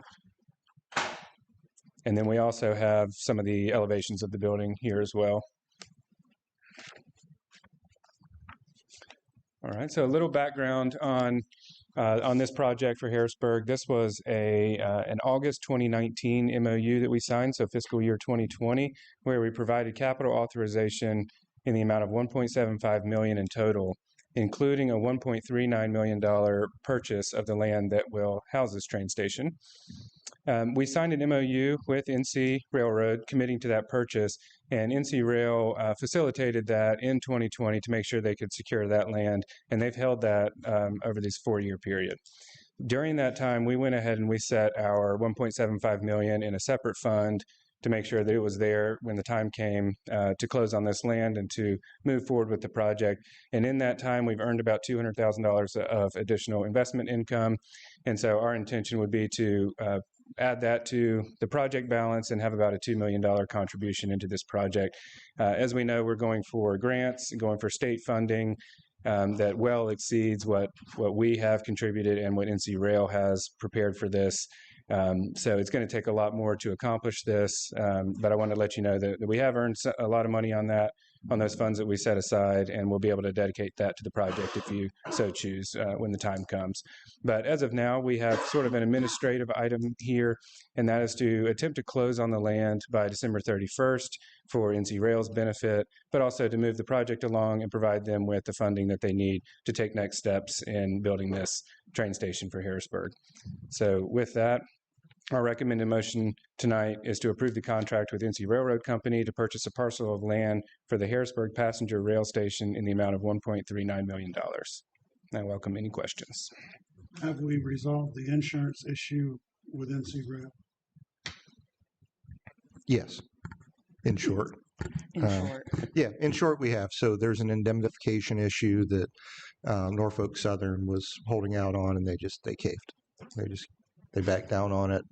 I think once it finally got to the point where they were going to get sued by the state legislature because Durham and Raleigh and High Point and us and everybody was in this, they lowered it to the reasonable amount of, I think it's $1 or $2 million for that we'll have to carry on liability insurance for a passenger train station itself. That you won't have to be up and down the track and everything. It's just $2 million at your track, and that's it. They wanted this unlimited indemnification for any new passenger rail stations, which is that $2 million an increase of previously, or is that the same as what it's always been?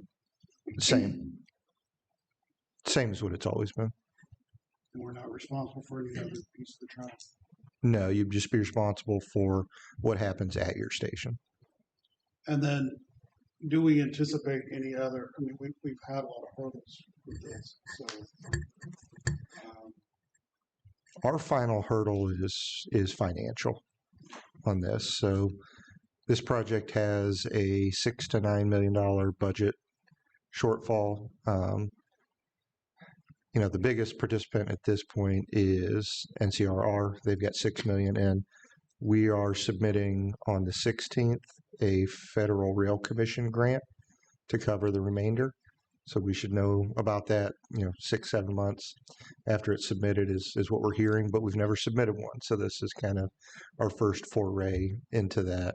But as far as indemnification and site selection, it's been approved by NCDOT, it's been approved by NC Rail, Norfolk Southern has signed off on it. It's on Amtrak's long-range master plan. It's on Federal Rail and Federal DOT's plan. So they've actually programmed it and have an acronym in their planning system for it. So at this point, it's really a funding thing. are we? The last question I have is that: are we committed completely to that plan in the event that we don't qualify or we don't get a grant? Can we reduce the size? I mean, when you look at other places, there's some grandiose places and then there's some bare minimum. And, I think we're somewhere in the middle. I know we talked about having a substation for the police there. So the question is that, are we 100% committed to that if we don't have the funding? No, we're not 100% committed to this layout. This is the layout that we have and that we've moved forward with, as you'd mentioned, with different options, including whether we have offices for the sheriff in there. We've now since built the annex unit for the sheriff, which it's actually larger than what is shown here. But we do have that need for community space.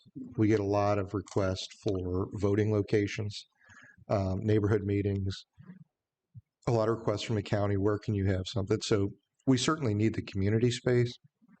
But if you've been to Kannapolis's train station, it's a little bit more functional than this, or I would say functional. It's more cost effective than this because it just has one community kind of open room attached to the train station, and they kind of rent that out. There are versions that I think we would take another stab at if we're unsuccessful at Federal Rail, if we're unsuccessful in the long session next year. If we were unsuccessful federally, we will apply again for state appropriation. And as we go through that process, I think that's when we take a look at what can we do. Now, there has been a lot of design work by NCRR already on this layout, so this is a ready-to-bid project. But we can scale back and say, okay, what can we do to kind of value engineer this and go with something better if we get to that point. And so just so you know the steps, when Rob and I went to meet with our state delegation, they were very receptive to the project, but guided us that we needed to go the federal route first. And so I think we're hopeful that comes through. If we get a portion of it or none of it, then we go back to the state, and I think we have a better chance at, fingers crossed, getting some appropriation there. Yeah, their quote was they want to be the funder of last resort. So the second to last resort is the FRC grant. Once we put that in, then we have we either get funding or we don't, and then we can go back to the state legislature and beg, borrow, and plead. But I think when you have a project like this that's really regional, right? I mean, obviously we're the main beneficiary of this, and it gets Harrisburg on the map for generations of train travel, especially when we get the high-speed train. This is high speed now, but it's 75-mile-an-hour high speed, and that's American high-speed rail. But as we invest in rail further, I would expect this to always be improved upon. So although we're the biggest beneficiary, this is a national rail line. This is a regional rail line. So I do think it's important that the state legislature and other partners join in on this. Obviously, we've put a big share in on this, and NC Rail has a huge share in on it. But this won't just be used by Harrisburg residents. It'll be used by businesses that want to work in Harrisburg, that want to do work in Harrisburg, and also businesses in Harrisburg that want to branch out and work in the Raleigh, Durham market, and as trains get faster, the Atlanta market. So that's really the long-term goal of this, and why we're kind of reaching out to those other partners and not just funding it ourselves. There's no pedestrian bridges attached to this at this time either, correct? This not attached to the building, but there would be a bridge because this would be a two-sided loading deck. So you'd have loading on either side, depending on the travel. So I'm not sure if the outbound is south and the inbound is north. So going to Charlotte would be the 49 side, and going to Kannapolis would be the Saddle Creek side. But it does require a pedestrian bridge over the tracks. If we had that, would that eventually tie to a greenway or park system? There's nothing in the plans now. There's nothing that prohibits it, but there isn't anything that connects to it now. Thank you. I'll try to be quick. Got rapid fire. I'm catching up on this. Sounds like it's been in the works for a long time. Stupid question. Train is going to stop here if we build this thing, right? I mean, we're not going to watch a train blow by 50 times a day on its way to Kannapolis, just left from Charlotte. They have assured us that it will. It'd be the worst public works project of all time. Okay. Yeah. No, I think that, I think, and don't quote me here. We'll get you. I'll have these numbers sent over. But I think the 2030 ridership number was 50,000 annually. That's what we expect. Okay. And are we taking those away from Salisbury or Kannapolis or Charlotte, or is this new found traffic? As someone who has a frequent rider and my son on this, no. Right now there are 6 trains. They want to actually increase to 12 trains. So now frequently trains cancel people's tickets because they're booked up. And then this is the land. So what does the budget look like now and in the future to activate this beyond this? I know you're looking for federal and state money, but is this a house or a mouse? Is this $10 million or what is it? I think our ask is around $9 million, but that included the land cost. Okay. We're in for $2 million, and that 9 includes that. Okay. That too. So we're about we probably have a realistically $6 to $7 million shortfall. If we were to scale this down and redesign it, you probably get it down to maybe 5. And have we studied the land that's immediately adjacent to this to make sure it's not going to be a laundromat or a sock factory or? So directly to, if you're looking at the screen to the top and the right, we own that as well. Okay. Directly to the left is proposed to be Sam's Car Wash, and that's been in the books for a long time. Some of you may have seen the sign. Coming soon. Coming soon. Yeah. Their stuff has expired. The realistic, what goes there is, as Zach would like to tell me over and over, these are really redevelopment parcels. These are high value parcels, right. And they're appreciating so quickly that a lot of stuff that's coming in now can't even get to construction before it's not financially.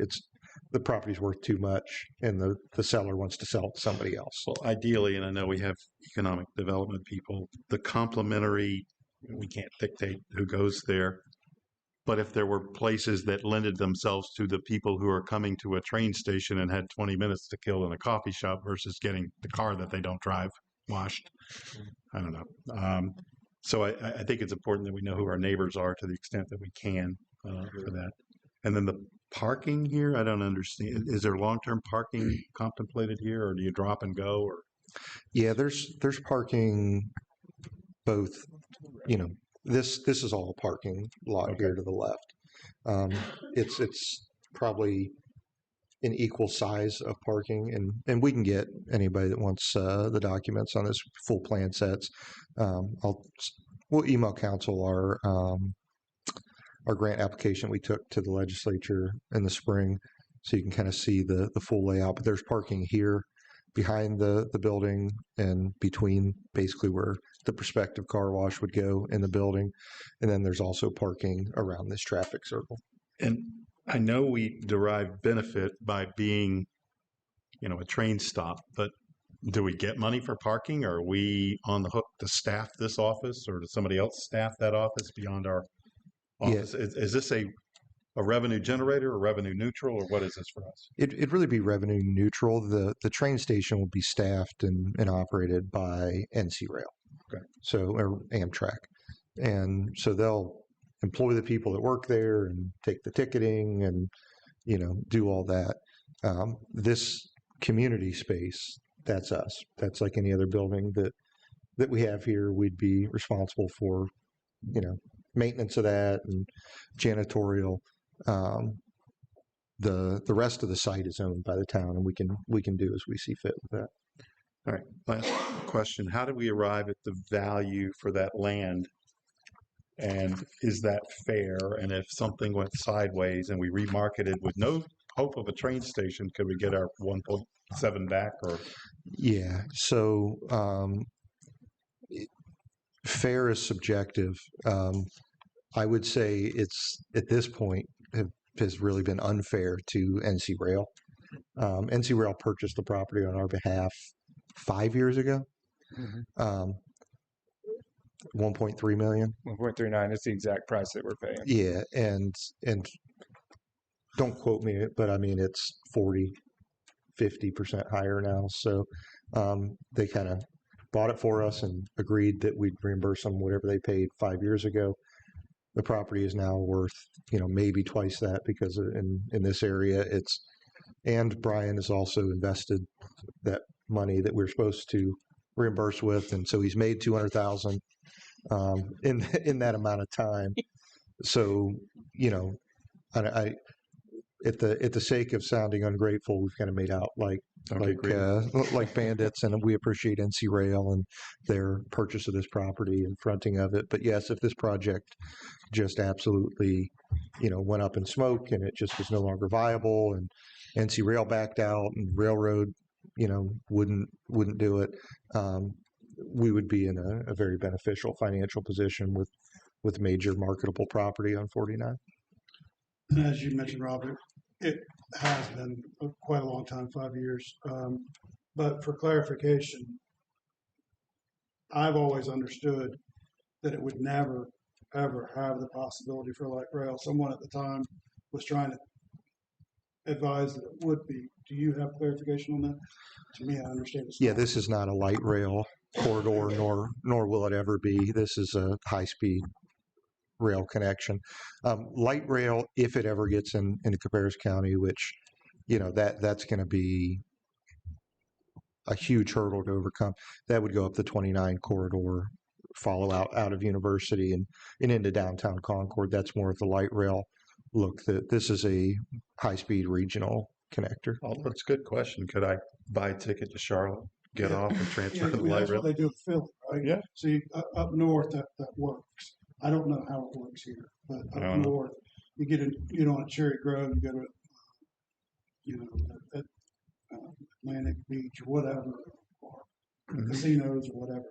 But here it's kind of different. We drive our cars down here, but it is what it is. Can I ask Rob? I don't want to be the guy that says it, but I will. This was, I know we're all just kind of like making the sausage of government here, but did we ever just say, like, does this project make sense any longer? I mean, this was pre-COVID. The work landscape has changed. Everybody's doing Zoom meetings. I mean, how many people are going to hop on a train and go to Raleigh when I just don't know. I just want to make sure that we've stopped and said, does this still make sense? Because I remember when this came up, it was like, yeah, that sounds good. The building's ugly. And if you remember, it was under duress. It was. And we were in a position of, we got to do it now. That's right. We got to go. And it got forced through. And I just want to make sure that we stepped back and said, okay, with our regional priorities and our own transportation plans and our master plans that we've done, that this is still a good idea for Harrisburg. And I just want to make sure that's happening and what the reasonings are that it is still a good idea. Yep. Yeah, and that's, it's a great question, and it's actually a requirement of the FRC grant. So the Federal Rail Commission grant requires us to update all that ridership data and make sure you have that. So that's what I was quoting earlier about the 50,000 passengers a year that's what's certified at NCDOT and Amtrak for the ridership here. So we've gone back through and looked at kind of that same thing. Does it make sense? What was missing? A lot of projects that are put through here, years ago, they're 80% fleshed out, and what's in that 20% from a staff component and from external regional partner component, this very much makes sense. It was already on their radar before it was on ours, right? So this is something Amtrak identified and said, hey, this is the location that we need it, and you're our number one location in the state of North Carolina. So, this is why does Amtrak think that? Yeah, from the ridership standpoint, the demographic standpoint, the area, they're not going to income of the area. The income and business climate fair, here. though, we were number one, but then we got bumped and got pushed back, and somebody else became number one and was more important because whatever regulations were going on. Number two got funded locally. They never really flip-flopped the two. They just, Lexington was like, we're going to pay for it. Yeah, we're going to pay for it, and went out and got a third-party grant as well. So they ended up bringing a third party to it. But yeah, I think that's more of us sitting on our hands thing and trying to just always kind of, I think those that have been here a while know we've always just kind of tried to do the bare minimum on projects. Like, let's just get by. Let's kind of, we want to do it cheap and quick and dirty. And some of these projects just aren't cheap, quick, or dirty, right? Councilman Patrick mentioned, the building facade a moment ago. And, there's been a lot of things that we've added to that as far as glass atriums and the more historic pitched roofs and things like that in order to clean that up, because you don't want just kind of this ugly building out there, right? That costs more. The site layout, it costs more. So some of that leads to the additional cost, but then you have to find the funding partners to do that. So long way of saying, yes, we've taken that look at it on the ridership. We've taken a look on the regional transportation plan, and also on our, what do we do in Harrisburg specific, right? We're investing in our town center. We're investing $9 million in 49 and tying our neighborhoods together. This bookends on one end, we have the roundabout on Roberta. On the other end, we have the train station. Those are the two ends of Main Street, and the beautification and boulevarding of 49 in between, and the build out of town center, which is, the other plan that we're working on, as well as our comprehensive plan. So I think it really does meld it all together as we connect east and west neighborhoods. We need to make 49 a lot more pedestrian friendly to get people across 49 and around our downtown. But this makes perfect sense in our downtown. And I was surprised the ridership number was so high, to be honest. But it really comes back to we have an excellent suburban business climate in Charlotte, and we have the demographics that use this type of travel to go up the East Coast and to head into Raleigh and into Charlotte for this. We're packing 6 trains a day now, and they'll expand it to 12 as soon as they are able to get Norfolk Southern to bend to their will on the pedestrian traffic. This is a land at this juncture this is just land. We're not really locked into anything. Yeah, at this point, you're just authorizing what we already agreed to in the MOU 5 years ago, which is you buy the land, transfer it to us. Okay. What happens after the fact is still many steps down the road. So I don't want to sound like I'm against this project. I'm not necessarily. It's just been sitting on a shelf forever. It's like, you reevaluate things when they come up. I am fine with the land purchase. Like, let's just go ahead and do that. Sounds like we're getting a good deal on it. Great. But if this becomes more, I'd like a lot more information when we get there. And the only other thing I'll say is, I don't know how fast you guys are trying to get this grant put together, but the federal DOT is trying to dump as many projects out the door and spend as much money as possible before the next guy comes in. Especially with the what do they call it, Inflation Reduction Act, which is just a bunch of transportation projects. I don't know if you can swing it, but they're like writing checks like nobody's business right now. So. Devin is submitting December 16th. Okay. So he's been sweating bullets, but he's doing an amazing job, and we're so fortunate to have him. Not to be confused with NCDOT that has no money. Right. Okay. No, All right, sorry to take off. the buying of the land, this sounds like a really good deal. But does it put any additional constraints, deadlines on us other than just buying it right now? Does it change any of the timeline? No, it doesn't. No, this is one of the few no strings attached purchases that we bring to you. The interest payments will stop, though, right? Yes, they will, sadly. What about the, are there any talks about adding additional like train tracks or anything expanding of the train tracks if this does actually start to happen? I don't There's believe there's so. two now, so there isn't really any Room. room for a third. I'm not going to say that never going to happen. There is an amount of money in that total budget that studies the train traffic for improvements, but that would be more like, do you need a little pull off here or there? Where would that be located? Those types of things, but very minor.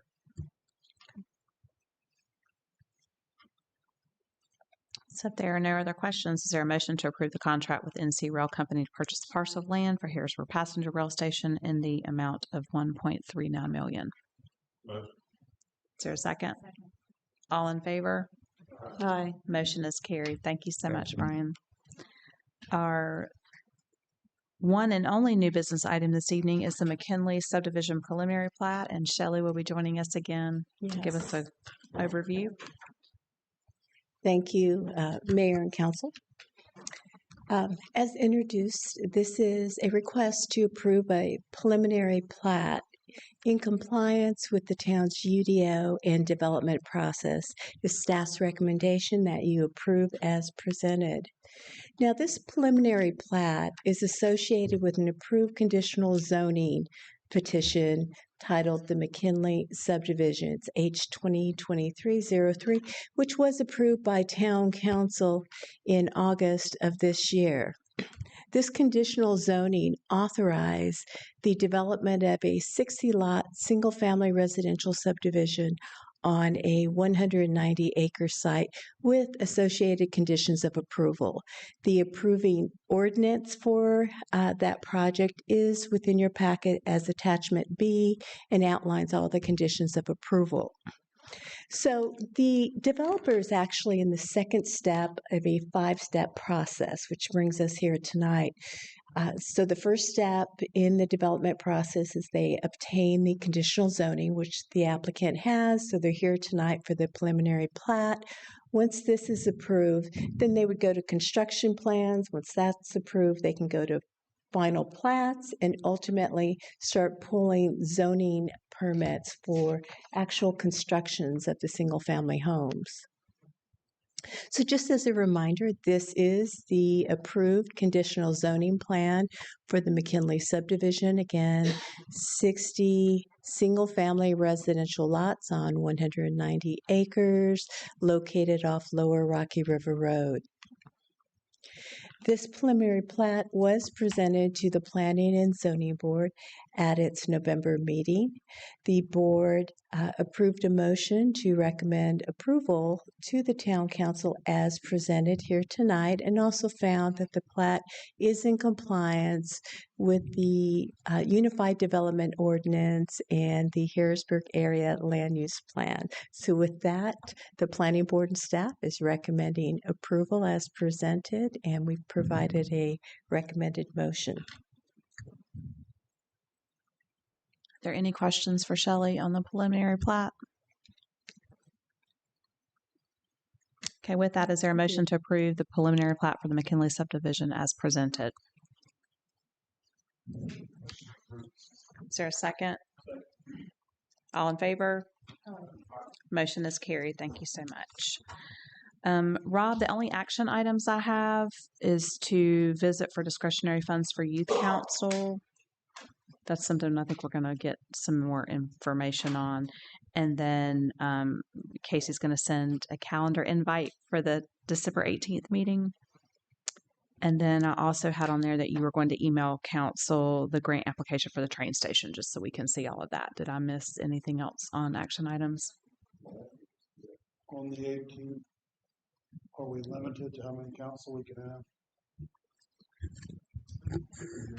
That's a good question. The meeting is a listening session, correct? It's The 18th meeting is a youth council listening session. That's where Ashley Shanley's presenting. Yeah. First, there's no limit on that, right?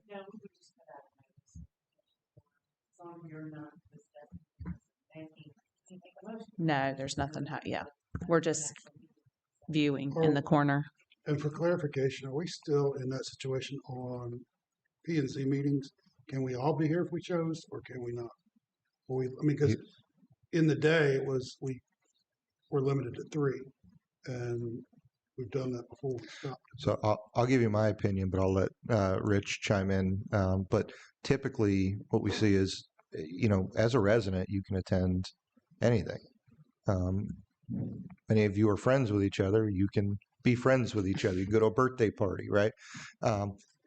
You can't discuss or conduct official business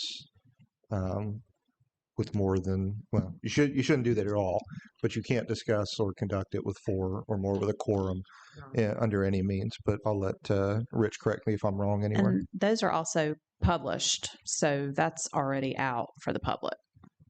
P&Z meetings, but he was asking about planning and zoning. Planning and zoning. So that's already put out for a different. Okay.